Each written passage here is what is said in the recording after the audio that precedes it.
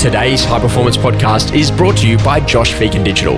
It's the only place to track and keep yourself accountable by looking at all of the essential numbers, from buyer appointments, market appraisals and listing appointments, to listings, sales and income, and working in 45-minute sessions. You'll find it all on Phegan Digital. Welcome to High Performance, the podcast featuring Phegan and Alexander Phillips. Alexander, you know, one of the big things in being a residential real estate agent is always that desire to want to go and grow your business. And it's that whole idea, well, like, you know, what do I do? Do I just go for layered growth? Or do I actually go for exponential growth? So, Alex, if you think about it, you know, at 30 transactions a year, there are some agents that come to you and go, you know what, Alex, I really want to grow my business. I want to get to 33 deals this year. That's what we got to call layered, a little bit every year over time. And then in addition to that, there are years where all of a sudden you have exponential growth and you go from 30 to 60 or 60 to 90 transactions. And a lot of it has to come back down with A, the desire to want to do it, and B, growing the team and putting the infrastructure around it to actually make it work. Alex, you've done a bit of both. You've done layered growth and you've also had those years where there's been some exponential growth. What do you think are the foundational things that people really need to consider to make this happen on the inside of their business? Yeah, hi, Josh. I think it's really important that obviously when you do have that growth, you've got to maintain it. So I think where a lot of agents come unstuck is, the ups and downs and the roller coaster ride that they have, where one year they might do 50 deals, next year 20, and not having the consistency. And I think it's about making sure that you've got a realistic, goal in front of you and a platform that you continually build on and you remain accountable.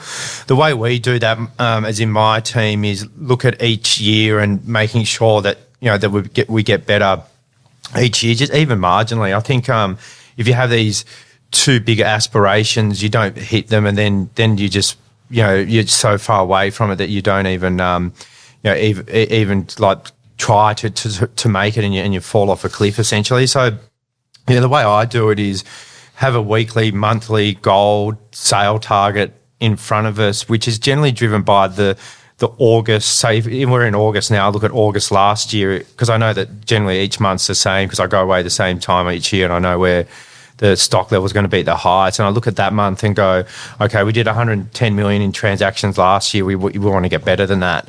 And that's the goal, and then, if you're doing, we did, I think last August, we did 24 sales. At the moment, we're on 25. We should do another 3 or 4 this week, which will be, an amazing month for us. But what we look at is that, previous year that allows us to have that accountability and just get a little bit more growth. And I think once you get to a certain level, it's hard to actually keep, doing these huge growth spurts, but it's about making sure that it's really the consistency in doing it and making sure that you maintain that and not have the big flows. And we've always, tracked around the same number of sales each year. Yeah, we'd love to get bigger and better, but the only way to do that is keep growing a team and not growing our business, but it's important to grow our business at the same time. Alex, how important is it to let go to grow? So the conversation that you actually have to be prepared to let people in your team do things for you, as opposed to you trying to do all of it.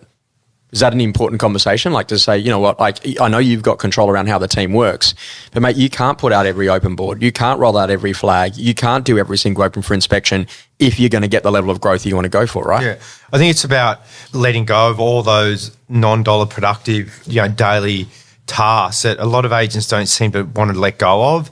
Proofing signboards, going to marketing meetings, chasing contracts, to me, a lot of what an agent does, which I see, across, the countries, they've wasted so much time when someone else could be doing it that might want to enjoy doing that allows you to be meeting more people, doing more open homes, getting out in the marketplace and building your own brand profile. One of the big things that I've really learned about you is that like your appreciation for the hour when you're working is insane, because, you might be in the office very early, but literally I'd never try to call you anywhere between 7:30 until 3 p.m. during the day, because I know that you're busy doing transactions. And to me, I would only call you if I was actually going to help you to put a transaction together, or I was going to give you a listing lead.